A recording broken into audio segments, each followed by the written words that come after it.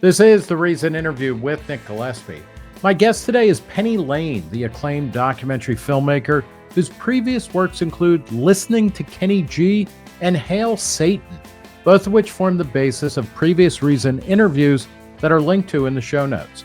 Her exceptional new film is Confessions of a Good Samaritan. It's currently streaming at Netflix, and it follows her experience as what's called an altruistic kidney donor, or one who gives an organ away to an anonymous stranger. We talk about how she came to make her decision, its effects on her body, mind, and finances, and the ethics of current policy, which prevents donors from being paid for giving away life-saving organs. My instinct as more or less a libertarian is, pay people. She tells me it seems like a really obvious thing. But it's not a simple one either, she explains, both because of current laws and medical history. We also talk about the state of documentary filmmaking, if we're in a golden age for the genre, and whether audiences are becoming smarter consumers of media. Here is the Reason interview with Penny Lane.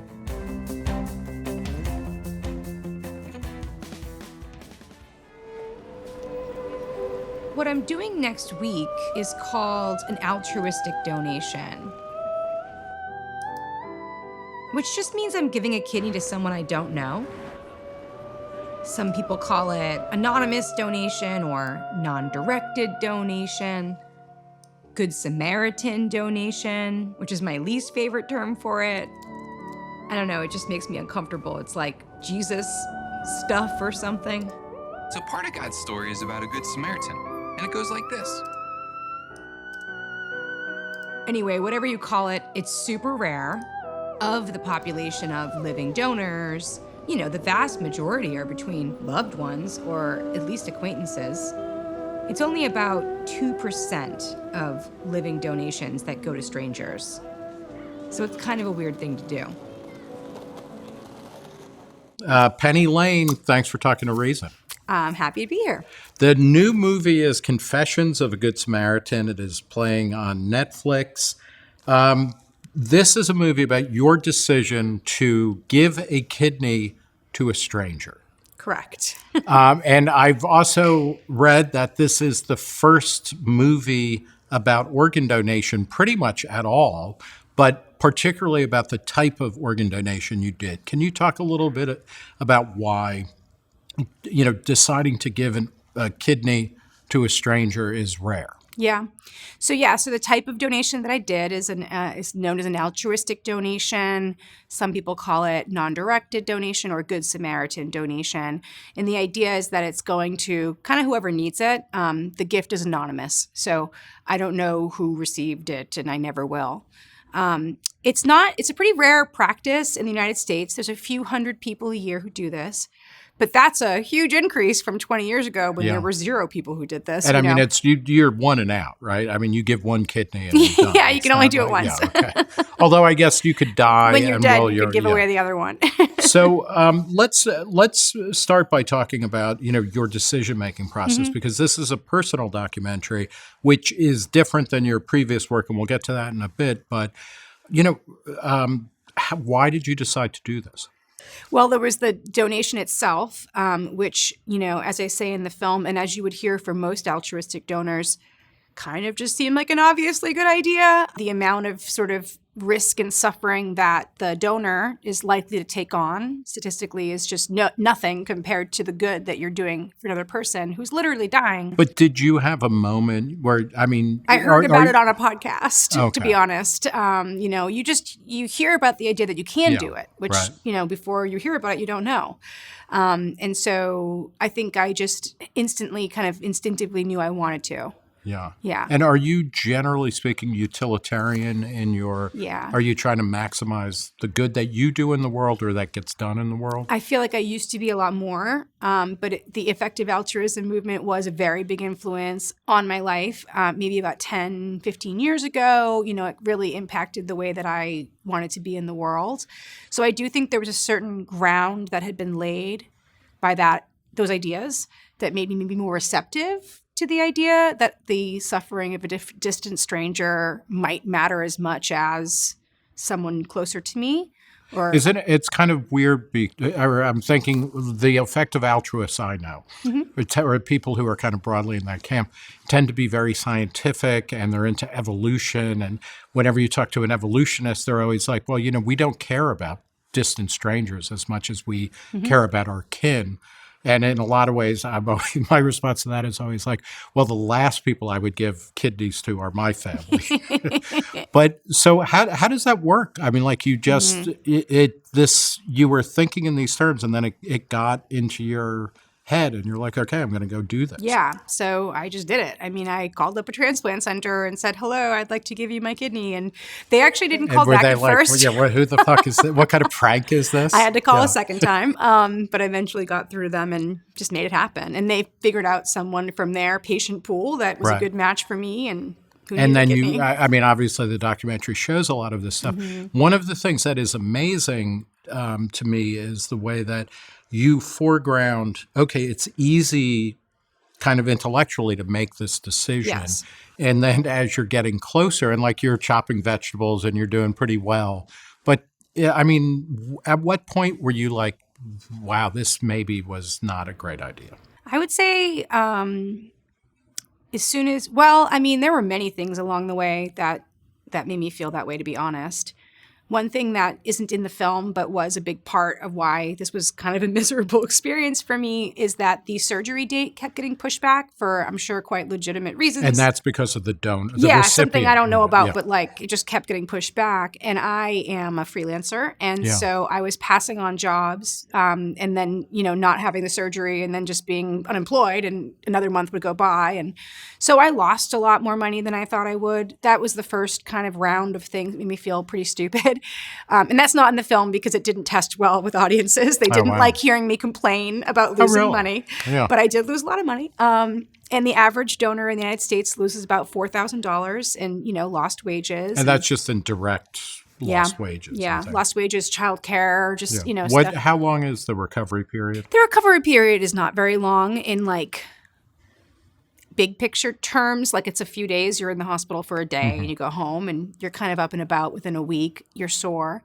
But I do think on another level, and this isn't the film, there's I think your body is healing for a good long time. And you also got depressed afterwards. Yeah, and I got pretty depressed afterwards. Partly, I'm assuming it was like a big letdown after this very intense event.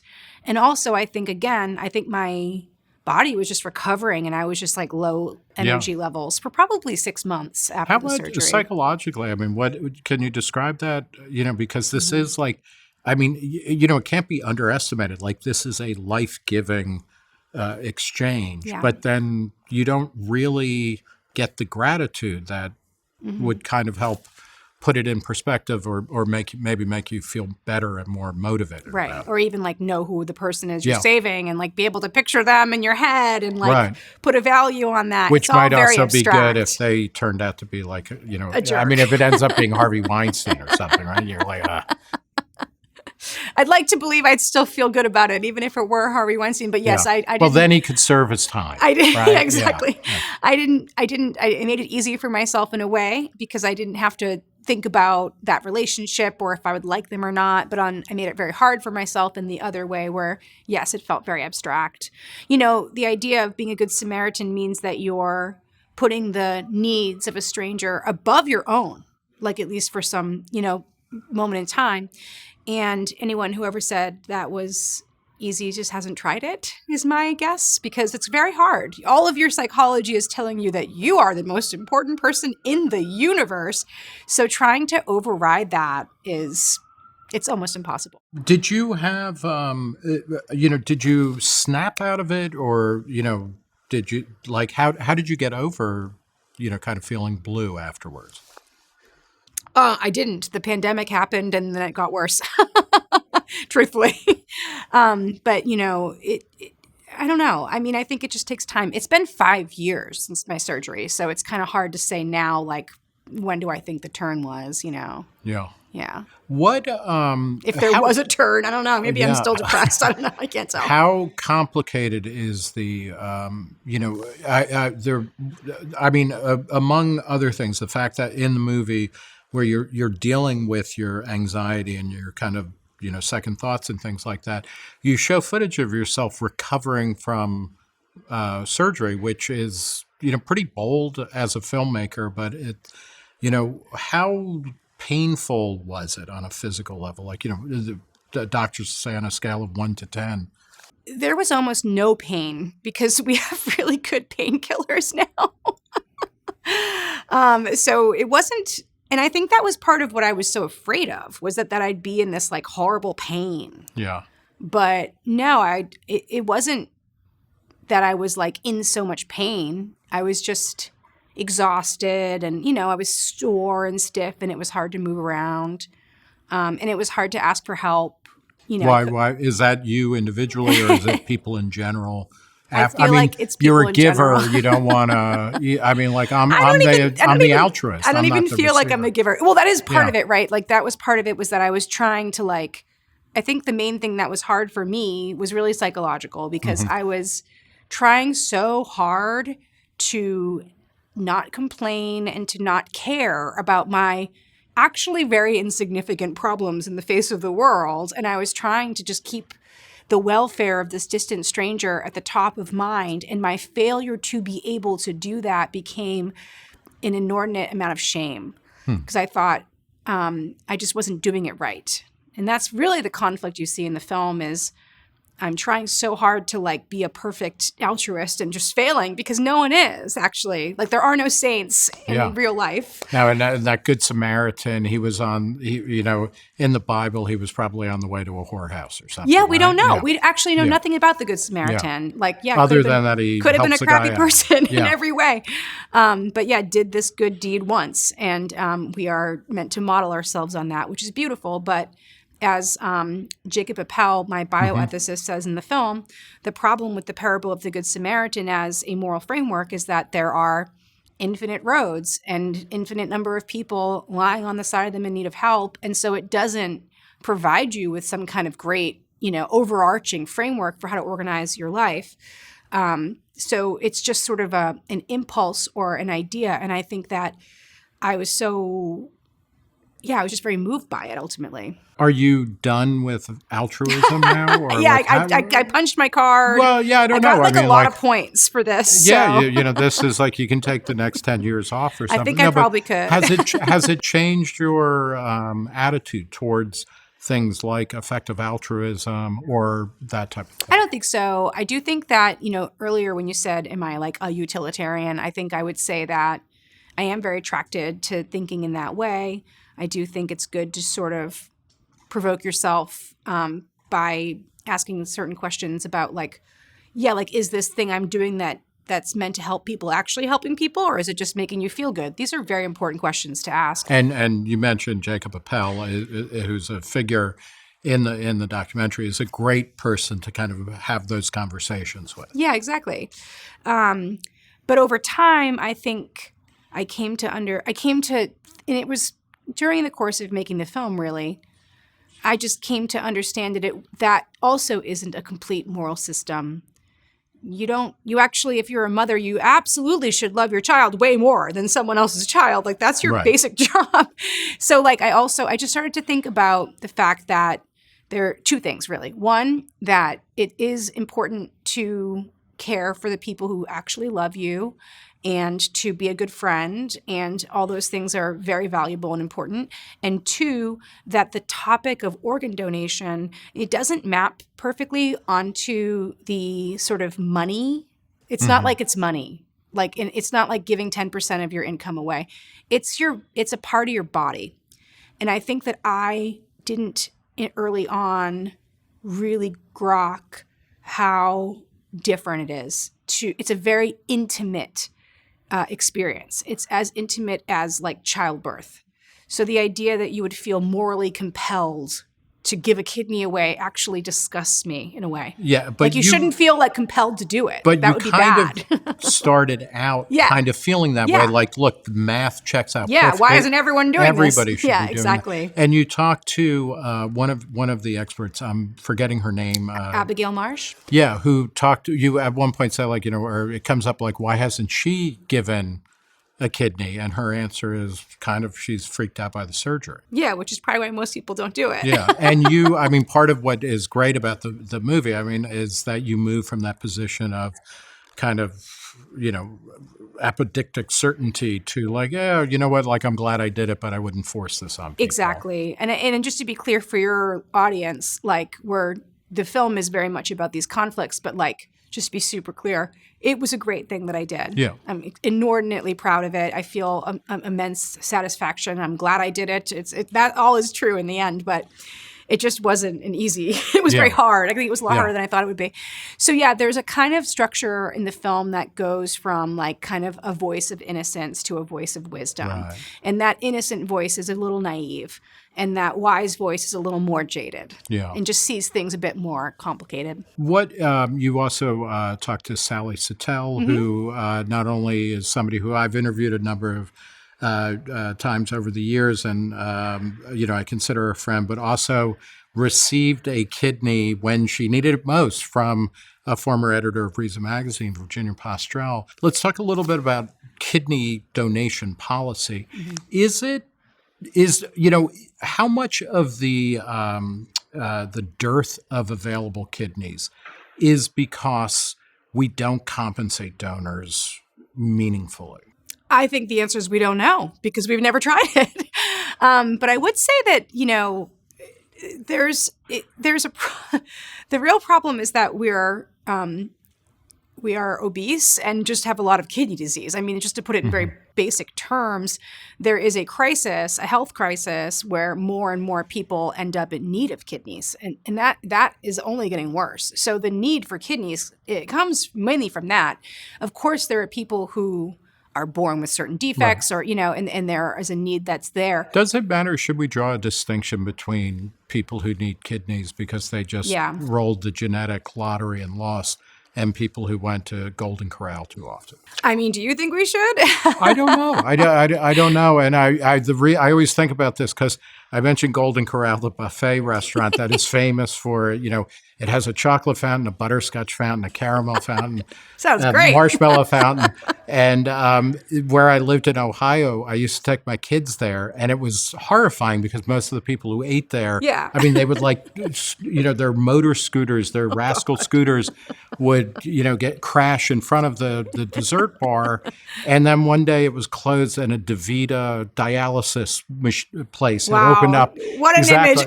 Yeah. And I was like, wow, do they own Golden Corral? Are they? But there is a growing problem, right? Where we're living longer, we eat more junk food, all of that kind of stuff. But I don't think so, really. You don't think there's a moral difference? Yeah. Yeah, I would be curious, from a utilitarian point of view, and I'm sure people have thought this through, do you give younger people kidney, or, do you give them rare organs because they have more life ahead of them? Do you give successful people more, because if you can save Einstein with a kidney, isn't that better than saving, Joe Bag of Donuts? I don't know. Well, the thing is that there's so many problems in this world so it's like its own topic that we would need hours to get into. But I would just say very successful people really don't have a problem getting organs because they tend to be in healthier circles. They have more people that are willing to help them, that are healthy enough to help them. So we have this horrible problem where most of the people who need kidneys are least likely to have someone in their life who's even healthy enough to give them a kidney. Yeah. So my transplant surgeon in the film, Dr. Melanson, tells a story about one of his patients who needed a kidney, and he had 5 friends come forward to say they would do it for him, and he had to call all 5 of them to say, no, you all have kidney disease, and in fact, one of these 5 already needs a kidney himself. So the reality is demographically, head of the company is going to be fine, but that's not who's, So it's a huge, it's so many problems. There's so many problems with it. So would clear compensation make the situation, it might not solve it, but it would definitely make it better? I think it probably would, and then so my instinct as a more or less libertarian, more or less utilitarian, I'm just kind of pay people. It seems like a really obvious thing. I do think there would be so many knock-on effects that it's just worth thinking through. We don't know because we haven't done the experiment, and we should. But for example, if we started this is just an argument that I think is at least worth considering. If we did start paying people for organs, would the act go from being this beautiful, admirable act that people feel good about doing, like giving blood, and turn into something that people would feel shame about, because to do it would be to announce that you're poor. So it would be like selling plasma. Right. For, I mean, I'm not saying that would happen, but it feels reasonable to assume that it would change the idea of it in a way that might have some pretty negative effects. So there's good arguments and there's dumb arguments. The dumb arguments are like, it's exploitative or that makes me nuts. There's no point in arguing about that. And also that there's a clear alternative, because all of the ideas of we'll just make everybody donors, so when they die in a car crash or at, nurse or funeral homes, we'll just harvest stuff, right? Right. Which, by the way, like people feel pretty grossed out by and don't love. And you end up hearing endless creepy stories about like families who feel like they were pressured to like give organs of their loved ones. I mean, again, I don't think that's a reason not to do it, but it's hardly like then you have clean hands ethically just by making it after you die or something. Can you talk a little bit about the history of transplantation? Because one, and this was something that I've been in various situations where I've been adjacent to transplantation or organ donation, but this was something I hadn't encountered before, and it was fascinating. The history and the kind of bioethics involved in, like, how did we get to a point where we knew you could transplant kidneys? And like, you have incredible footage and stories to tell about the early recipients and donors of kidneys. So obviously organ transplantation was a dream of doctors for millennia. They were trying, they'd always try. And the occasional serial killer, right? Or whatever, right? But it never worked, and now we know that it was because of the immune system. And so it took, the surgical techniques were perfected maybe as early as the early 1900s. People could like figure out how to connect the blood vessels, but they would always reject the organs. Right. Which is like amazing. It's amazing. To think about like how you connect blood vessels, like with like a needle and thread. It's remarkable, but it just kept failing. And so eventually we had to make some.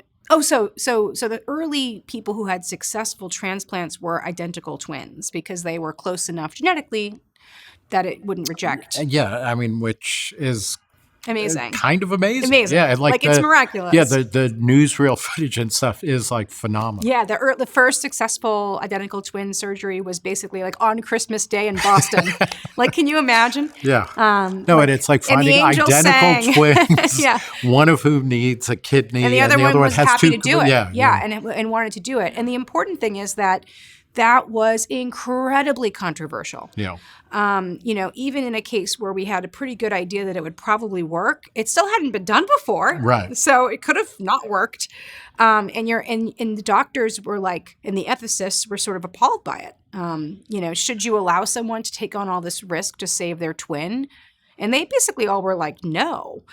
So what you see in the film is this evolution from that, which is the 50s, 60s, I think, to now, where if we had the same situation, we would probably think kind of poorly of a twin who wouldn't be willing to do it. So it's really a huge change. And then so what you see throughout the history of organ transplantation is this kind of boundary of what's possible moving forward and the same ethical questions asked at each stage. So my question, and this isn't a question I can answer yet, or maybe ever, is there a line there with the strangers? Like, would we ever think, well, of course you owe your kidney to a stranger who's not healthy. Like, on some level, it seems possible because if you look at that line, it kept going in that direction. But I kind of wonder, I think there might be something about the stranger idea that is a bridge too far for the average person or for most people to accept. It's very controversial. What I did is controversial in some circles still. And even 10, 20 years ago, most transplant centers wouldn't do it. They just wouldn't do it. They would not do a stranger-to-stranger transplant because they thought it was too ethically creepy. Is there the dream is always that there will be a technological fix. And, there are stories about organs being grown in pigs or in other, I guess we already use pig insulin, right? Pig-derived or whatever, or we'll 3D print artificial organs and things like that. How realistic is that? So at the very same transplant center where I gave my kidney, about 2 years later, they had the first series of successful CRISPR pig kidney Yeah. transplants. So pigs that have been genetically modified to be more accepted by humans. And it seems like it's working pretty well. As an animal rights advocate, I hasten to add that is not really a technological solution. Yeah. I don't know. I kind of think the pigs matter and that they're not machines meant, Do but, the pigs die in that process? no or- one's ever said, and I think it's Yeah, telling that no okay. one's even asked that Right, of any of right. these people, because just as an aside, you might wonder, why aren't we using monkeys? Wouldn't monkeys be genetically closer? And the answer is decades of PETA activism has taught us that monkeys shouldn't be treated that way. Right. And they look too much like us and it freaks us out. So instead we use pigs because pigs are already raised as food, so we don't have the same. We don't think they matter the same amount. So do you think, like, if it becomes a choice between pigs who cannot consent can solve this problem, you would be like, no, we got to figure out how to talk to the pigs first? I think that, and I actually mean this, we should treat the pigs as heroes and give them beautiful lives. Like, like once they've donated their kidney, let them go live out a beautiful, happy pig life. I don't think that's on the table, Nick, but I do think that would be ethically okay. And then there is the idea, you get into this with discussions about vat-grown meat, that maybe eventually we culture something from a pig, or I guess if we can do that, we probably can do it from human kidneys. Right, and just then, grow them out of cells and then and stuff. Suddenly that provenance, the ethical questions kind of disappear. Yeah, I don't know if they'll disappear. I suppose there'll be other ones. I think that organ transplant is sticky and fraught, and it's never going to not be. Even if we have a technological solution, we have a technological solution now. It's called transplantation. Right. People are still squicked out by it. So there's something, again, about the body, the boundary of the body that is not the same as donating hours at a charity or giving money to a charity. It's just a different thing. Do you root any of this in arguments about bodily autonomy? So you were saying, okay, 10 or 20 years ago, stranger donations, not so good, but like you own your body and you should be able to give away your organs, right? Mm-hmm. I think so, yeah. One of the interesting interludes in the film, which is part of the history I didn't know that I learned from Sally Satel, was in the early 80s when Congress was trying to figure out what to do about what then was called, suddenly we had something called an organ crisis, just because transplantation got good enough that it could work. Therefore, there's an organ crisis. It's quite strange if you think about it. There was no organ crisis until we had transplant, but now we have this crisis, and what are we going to do? And so, our brilliant federal government got together to figure it out, and Al Gore was the head of it. And, he was really grossed out by the idea of compensation, and many people were also, but not everybody. So they had this series of hearings, and there was a guy named Dr. Barry Jacobs who came to sort of fight for this idea of just compensation, like straight compensation. Like someone wants to give an organ, let's pay them. And of course, my libertarian bona fides are showing he's one of the hero. Along with you, he's the hero of the movie in a lot of ways because it's just straightforward. Like this makes everything easier. But he had a certain, let's say, affect that I don't think was very appealing to people. And so if there had been a different person who came and argued for it, who didn't gross people out, maybe had less of a weird comb over or something, maybe people would have been into it, but they just he didn't win the argument. And so we decided at that point as a nation that we would only have altruistic donation.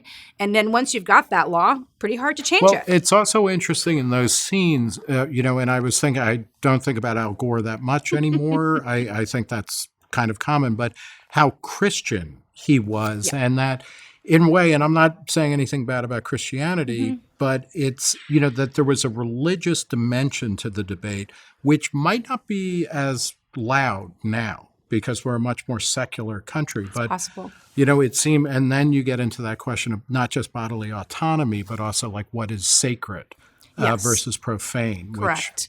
And what feels disgusting to people. Yeah.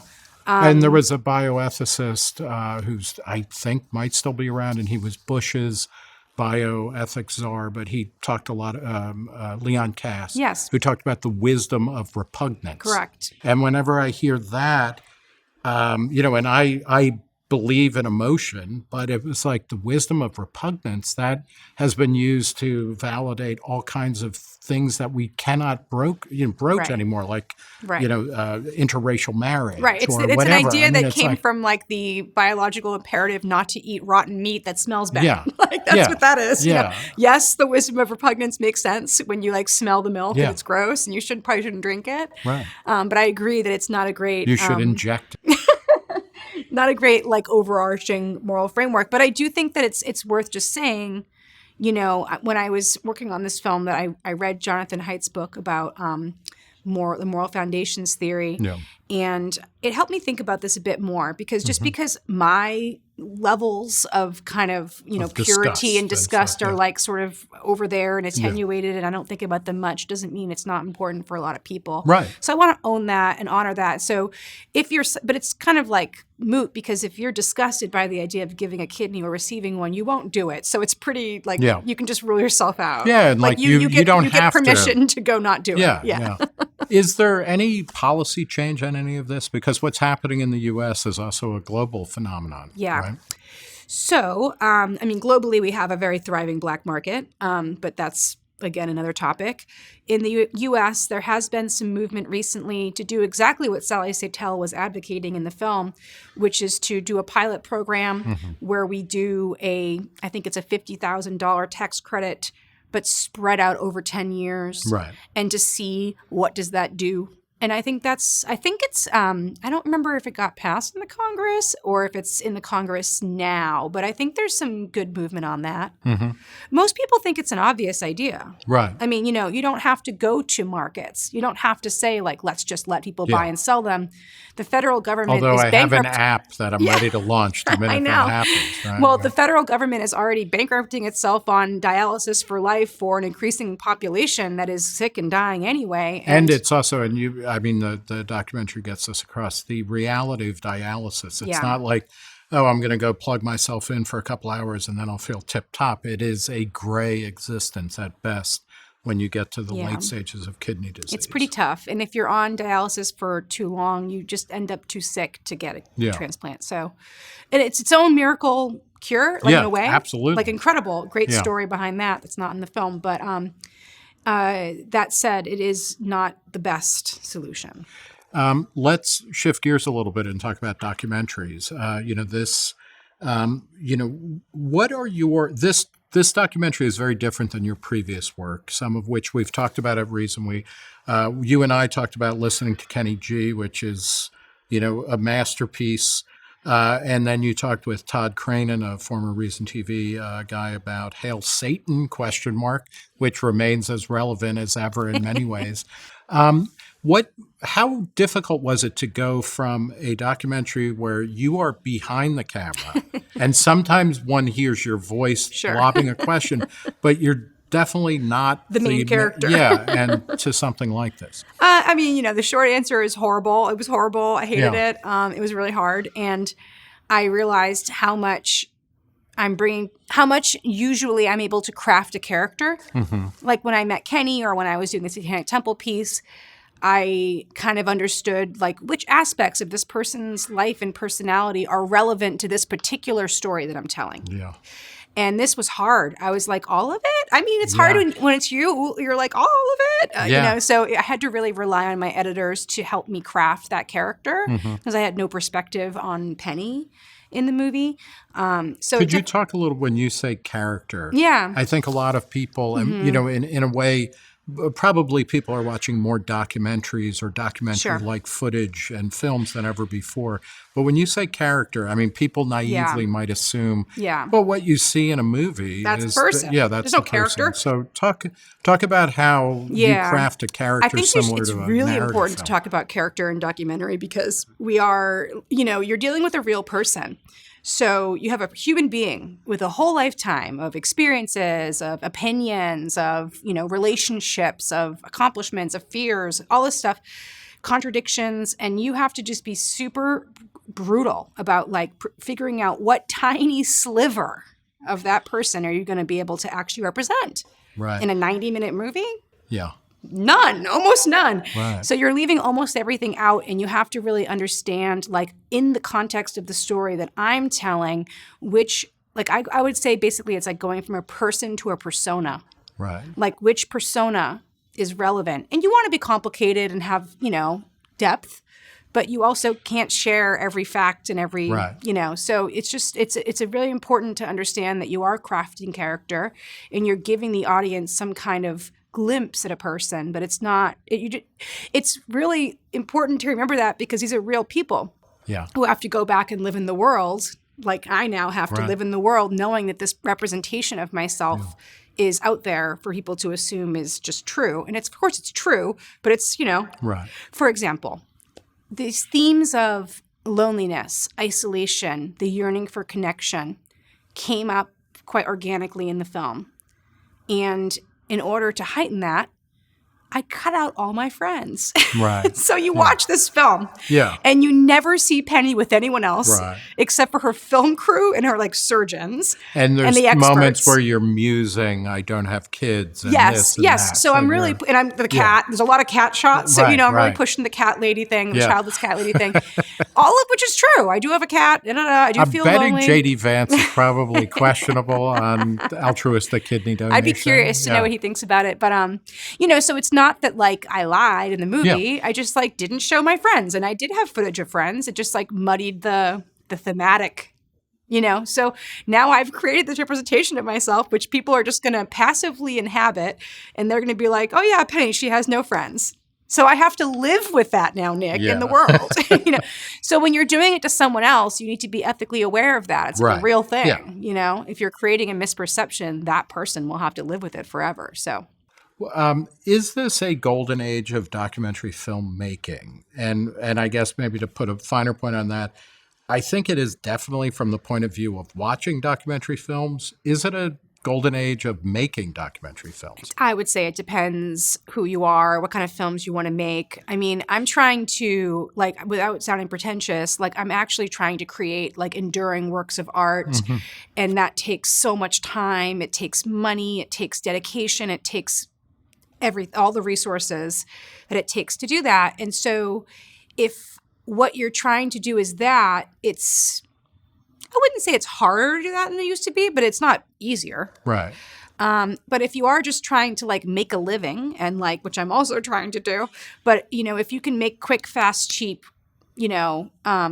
documentary content, it's a good time. It's a really good time. People are taking it in, they're passively watching it. It's going in, it's going out. It's just a great era for disposable, quick fix. So this is kind of like stuff. We're in a documentary era that might be similar to, I don't know, when paperbacks became a technology. Yeah, maybe. And like you could just the volume of stuff that was available. Yeah, the volume is incredible. Bigger. There's no question. But I would say it's like, I would say like a lot of widgets are being made, but I'm like truly not trying to make a widget. Yeah. Like I'm truly trying to make something like special. And I know it sounds pretentious, but that's where I'm coming from. Well, you also, you have a filmography that speaks to that too. Yeah, thank you. Do you feel, partly with this wash of not just information, but of narrative constantly being spewed at people now, we're consuming a lot more.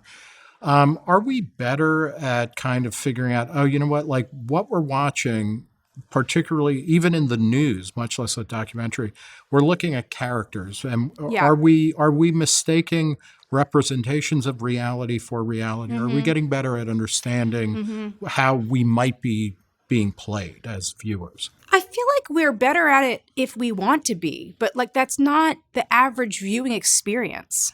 Like I don't want to think that hard most of the time that I'm watching television. Right. So of course, in theory, we're learning more and more, right? We're more savvy than ever. Yeah. But it doesn't mean we apply it more. Yeah. Do you know what I mean? Like you have to really be thinking hard to be really looking for the tricks, Right. So I think people are more media savvy all the time. And I also think that doesn't mean that we're not still constantly being played. Yeah. I feel like I am. Yeah, no.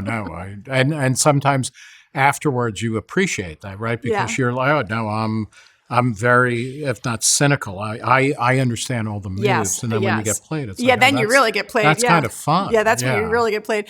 I would say also making films, makes me very aware of like what it is you can do to manipulate people. And so I'd like to believe it's made me more of a, active viewer of nonfiction. I think it probably has. But at the same time, I'm also like, it goes against the grain of what is considered normal documentary filmmaking to make films that try to tell the viewer this isn't everything. Like, you're not going to watch an 80-minute documentary, which is like the amount of content, the information load in that is like not even a magazine article. Like, it is very little information in like an 80-minute film. The idea that you could watch an 80-minute film about like a murder case and believe that you have accurately solved the murder is insane. Like, that makes me crazy. No, that's at least 4 episodes. At least 4. Each 80 minutes long, right? At least 4, yeah. And I know the Menendez brothers inside and out now, right? Why did you get into documentary filmmaking?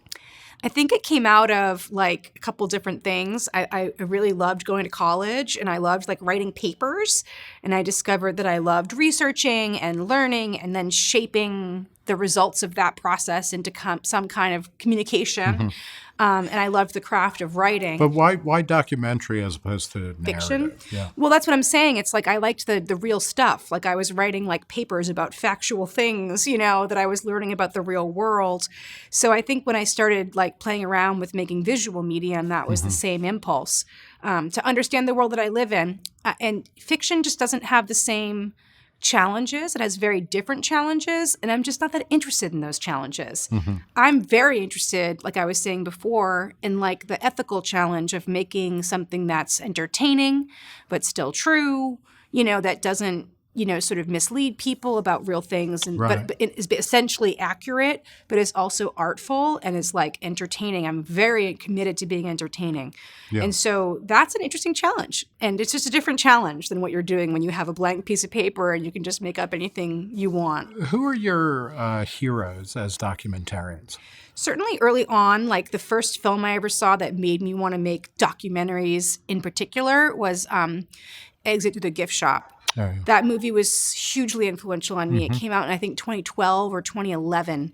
And I genuinely had never seen such a deep, rich, complicated, intellectual, challenging film that was that funny and was that entertaining. And I was like, oh, that's it. Like, that's the pocket, I love Werner Herzog. I love Errol Morris. I love Agnes Varda. But they're all like a little more sophisticated than that in a way. And so I just sort of was like, and also I never forget because I watched Exit on Netflix. And it was early Netflix days, and they still had reviews. Remember that? They used to have reviews, user reviews. Yeah. They've gotten rid of that. Yeah. That's a shame, actually. I think it is a shame. Yeah. So, and I remember looking at the reviews, and I just watched this film and been like, oh my God, it's like so meta, so intellectual. What was real? What was fake? I don't know. I had this really intense, experience. And then like 99% of the viewers were just like, street art's fun. Like, I like street art. And I was like, perfect. Like, that's what I'm aiming for. Like, I really genuinely am. I'm aiming for that. Like, sure, there's like some little snobby audience that's going to appreciate the craft of my film. But I'm hoping that the other 99% of people just like had a good time watching it.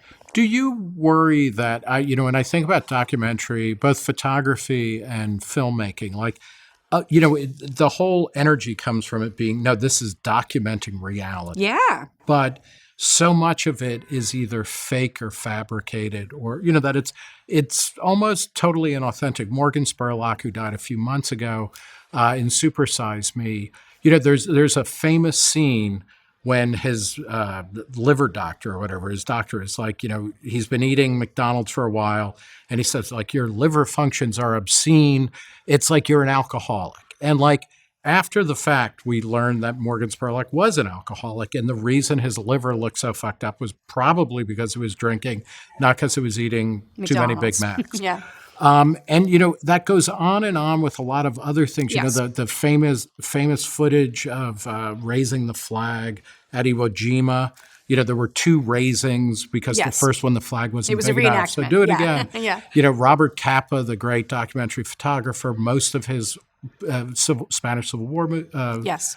photos were probably staged, macerated the Civil War. You know, Yeah. you can go on and on. Like, is that an occupational hazard, or is it something the artist as a documentarian should be allowed to do, and then it's on us as viewers to be like, okay, we have to understand what's going on here? Yeah, I have a lot of feelings about this. One is that obviously artists should be allowed to do whatever they want to do, like period, the Yeah, end. of course. But if you want to use the word documentary and you want to trade on that power, and you want to allow that type of it's a certain cachet, it's a certain ethical kind of standard.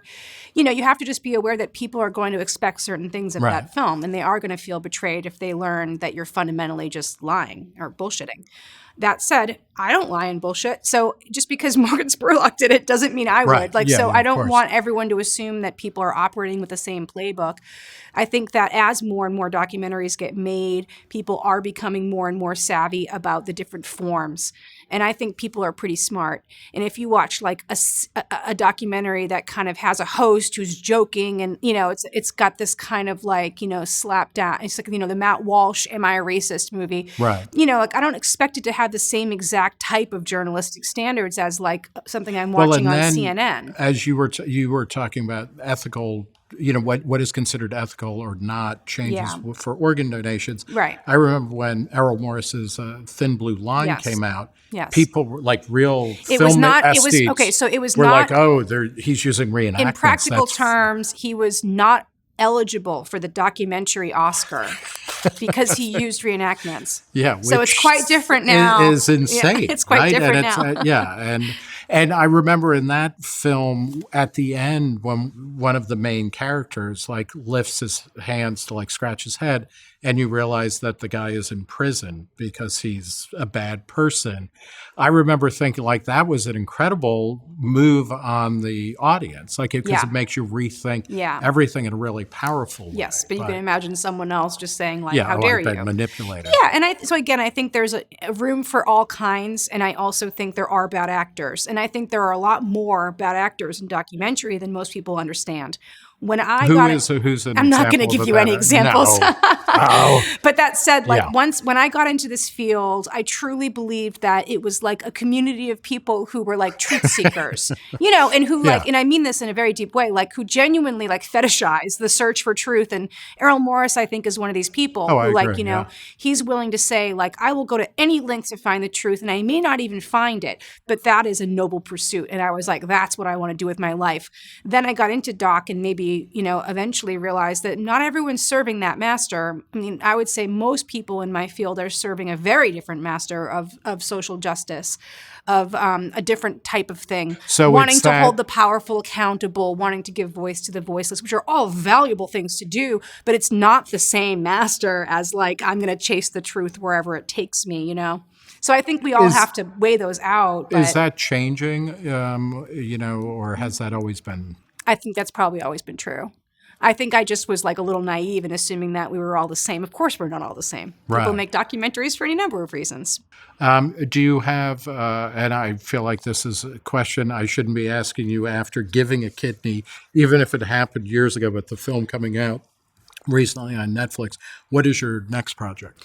Oh gosh, I'm working on a film about Flacco, the owl who escaped Central Park Zoo to have a year of wild living in Manhattan. It's like his Rumspringa or something, right? I mean, he was he lived in a box for 13 years where he couldn't even spread his wings and fly. And then he had a year of freedom where he flew all over Manhattan and had many adventures and sadly died. So I've been covering that story for a really long time.